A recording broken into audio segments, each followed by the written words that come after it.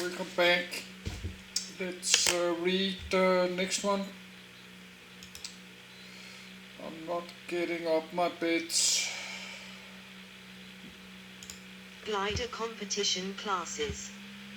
Competition classes in gliding, as in other sports, mainly exist to ensure fairness in competition.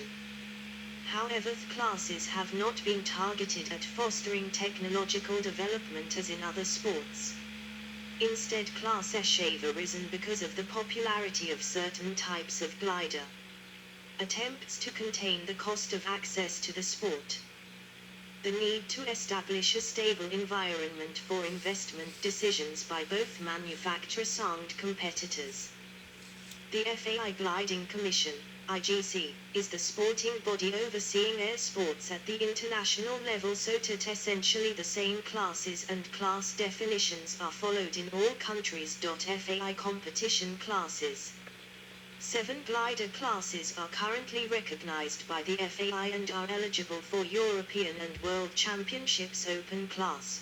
Places no restrictions except a limit of 850 kilograms to the maximum all-up mass may be 1 or 2-seater, for example JS1C, Langantaires 23E, Quintus, ASW 22, Ash 30, LAK 20. Standard class, restricted to a maximum wingspan of 15 meters and fixed wing sections, flaps or other lift-enhancing devices not allowed, maximum all-up mass 525 kilograms, for example ASW 28, LS8, Discus 2, LAK 19. 15-meter class, as standard class with lift-enhancing devices allowed, maximum all-up mass 525 kilograms, for example ASG 29, LS6, Ventus 3, Diana 2. 18-meter class, as the 15-meter class with wingspans up to 18 meters, maximum all-up mass 600 kilograms. Introduced in 2001. For example as 33, LS10, DG 808, Ventus 3, LAK 17. 20-meter 2-seater class, restricted to a maximum wingspan of 20 meters, maximum all-up mass 750 kilograms.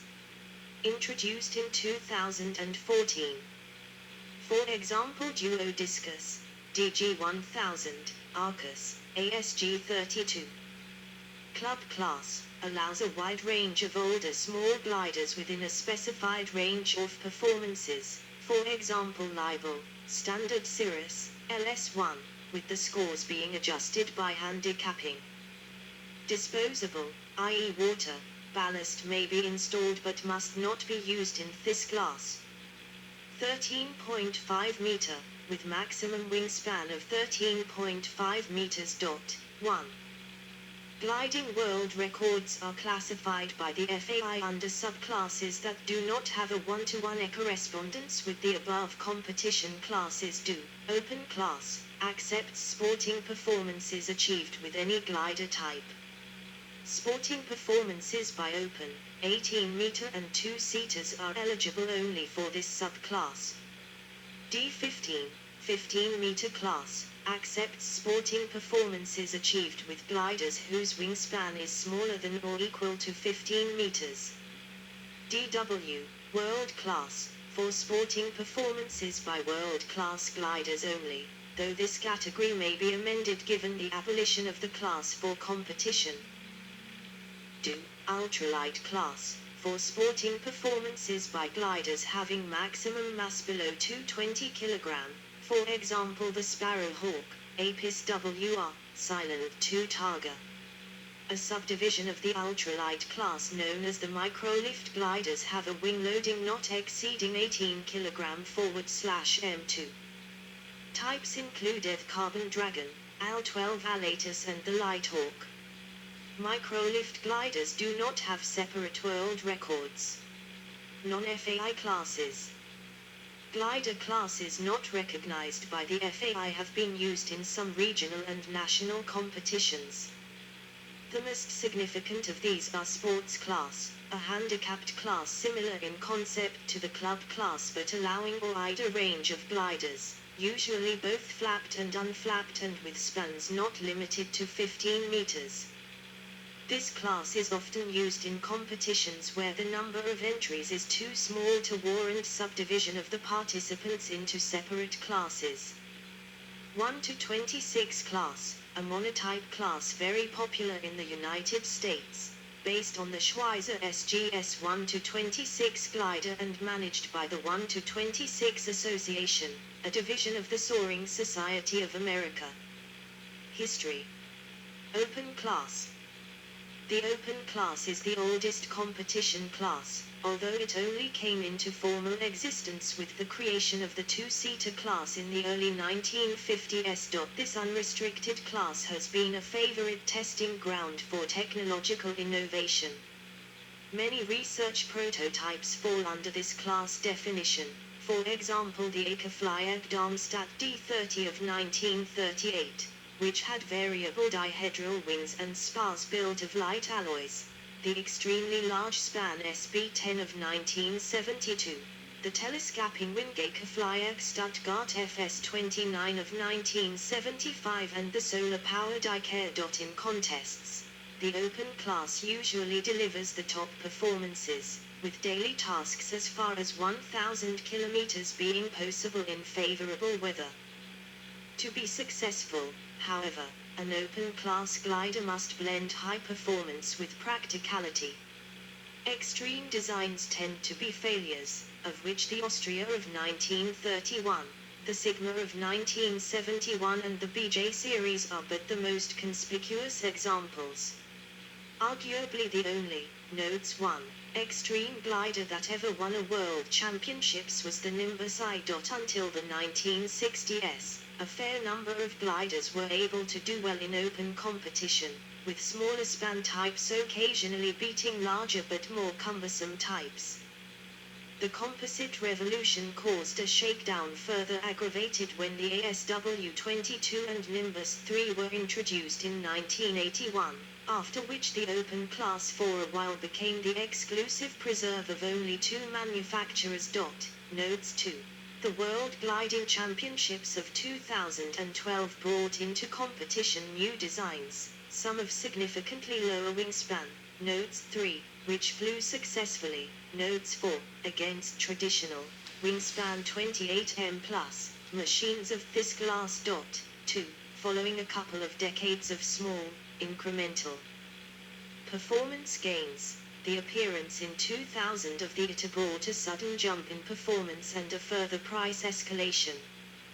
This very expensive aircraft has up to now not had outstanding success in competition, Notes 5, but it for a while seemed to impact the cost of remaining competitive in the class.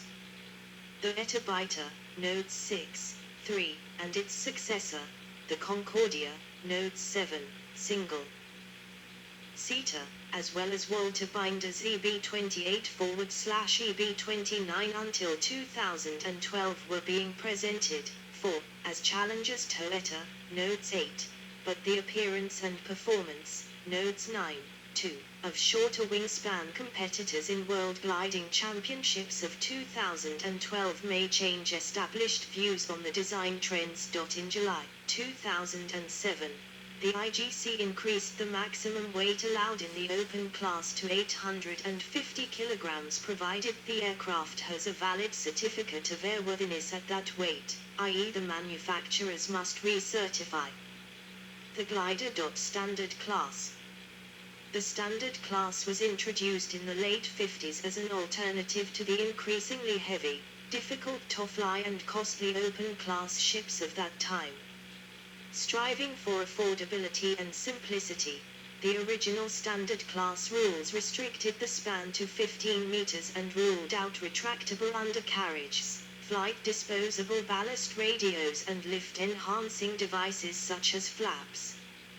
The archetypal embodiment of these rules is the KA6. Technological change was fast-paced in the years following the introduction of the standard class.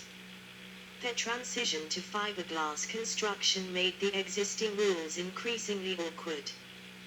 The stronger composite structures allowed higher wing loadings, and competitors resorted to fixed ballast to exploit this competitive advantage, which of course increased landing speeds and the risk of damage when alighting in unprepared fields.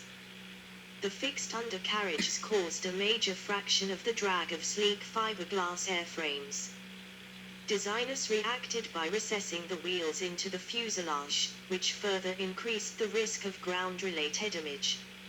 Manufacturers took to arguing that the single cheapest way to increase performance was to retract the wheel. In view of these safety and cost-related arguments, the standard class rules were updated to allow disposable water ballast and retractable undercarriages. Retractable wheels were allowed by 1970 and water ballast by 1972. Manufacturers were fitting these as production items, and they had to be disabled to fly in competitions. In 1965 the American Richard Schroeder flew a variant of his HP-11, which in normal form had simple flaps as air brakes. To comply with the rules, the ship was modified for the World Championships so that the half of the flaps hinged upwards to comply with the rules. Schroeder pointed out that this made the glider more expensive and less safe, higher landing speed, less effective brakes. The argument over whether to allow this went on for the next 5 years in IGC, and eventually the rules were changed to permit plain flaps provided they were the only means of drag control for landing, and there was no aileron linking for camber changing. There were no other limits on using the flaps for lift increase, although the lack of aileron linking meant that the flaps were not as effective as they might have been. A later concession would bring difficulties in that the demarcation line between air brake forward/landing flaps and performance-enhancing flaps is vague. The reluctance within the IGC to allow the later in the standard class led to an unsuccessful attempt to codify what constitutes a landing flap. After the LS2 and the PIK-20 exploited this loophole to win the 1974 and 1976 World Championships in the standard class, the IGC banned all camber-changing devices from the class and created a parallel 15-meter class to accommodate them. This decision was polemic as it was the second rule change in a few years, and it orphaned several glider types that did not fit well within either class definition, especially the PIK-20 and the Libel that have been built in large numbers. Notwithstanding, the decision was vindicated by the great success subsequently enjoyed by both the standard and 15-meter classes. Some significant standard class types have been the KA6 and Mucha, 1958, the LS1, 1967, the standard Cirrus, 1969, the LS4, 1980, and the Discus, 1984. Modern contenders include the Discus 2, 1998, LS8, 1995, and ASW28, 2000, 15-meter class. This class was created specifically to end the trailing edge air brake controversy in the standard class. The class has been very successful, being since its inception a feature of all world and European championships. Technological development has eroded the performance gap that once existed between the standard and 15-meter classes, which today is perceptible only in strong gliding weather. Some observers argue that the difference is not meaningful enough, that the 18-meter class is the natural successor to the 15-meter class, and that the latter should be removed from world championships to give space to new classes. Notwithstanding, the class has a sizable following and official support into the foreseeable future. Significant 15-meter types include the ASW20, 1977, Ventus, 1980, LS6, 1983. Modern contenders include the Ventus 2, 1994, the ASW27, 1995, and Diana 2, 2005. 18-meter class. The availability of carbon fiber at affordable prices has allowed the manufacture of light and economical spans exceeding 15 meters. Manufacturers started to exploit this potential by offering tip extensions for their flapped sailplanes.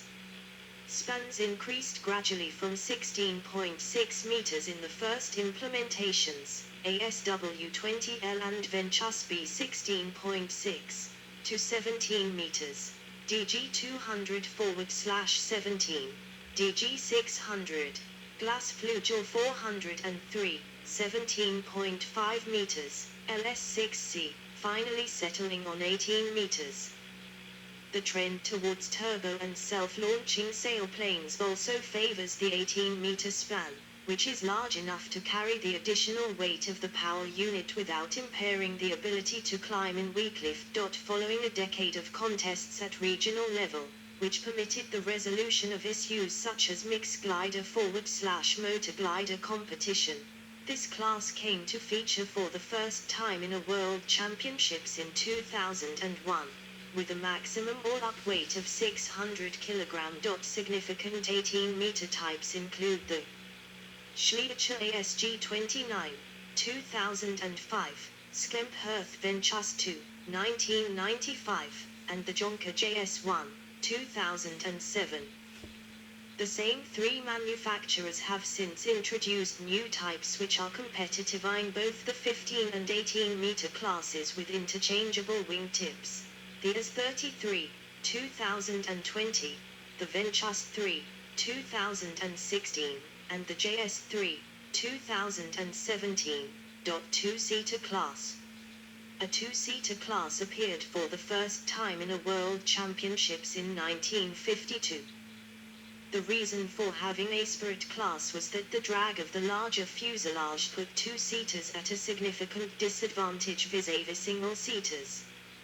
This class was discontinued after the 1956 World Championships, although two-seater world records were retained until 1996. The IGC voted in 2005 to reinstate a modern two-seater class with a span limitation of 20 meters and maximum all-up weight of 800 kilograms. This class has no relationship to the old two-seater class, as it targets high-performance trainers that have been steadily gaining in popularity. Their smaller size sets them apart from the open class two-seaters, which are very expensive and require experienced crews. The 20-meter two-seaters handle and fly more like standard class single-seaters and cost little more than half the price of an open class glider. Gliders in this class include the Duo Discus, unflapped, Arcus, flapped, ASG32, and the DG1000, with older Janus and DG500 also being eligible. Club class. Handicapped contests have been a long-standing feature of many regional and national level events. These club or sports contests allow the use of gliders of widely differing levels of performance. They are thus popular in places where mostly older types are available, or where the number of entrants is not large enough to warrant their separation into the usual classes. The formal recognition by the FAI of a handicapped class is quite recent, with the first club class World Championships having taken place in 2001. It is intended by the FAI as an affordable entry-level class. It has been extremely successful, attracting some of the most talented and experienced pilots in addition to young and impecunious. Among the reasons for this are the long lifespans of gliders that invite their continued use, the relative simplicity of the class rules and the typically more relaxed atmosphere of club class competitions. The glider types allowed are not explicitly defined. The criterion for admission is given by an interval of performance handicaps which may be adjusted by the organizers of each event, but that is understood to exclude the current state-of-the-art gliders. Water ballast is not permitted. The class is perceived as being fair in spite of the differences in glider performance. This may become compromised by the trend towards modification/customization of club class gliders in ways that distort the handicapping and are difficult to control by the sporting bodies. The emergence of the club class is a significant factor in the decline of the world class, as it is equally affordable, yields higher performances and allows a degree of personal choice in equipment that does not exist in the world class. World class. The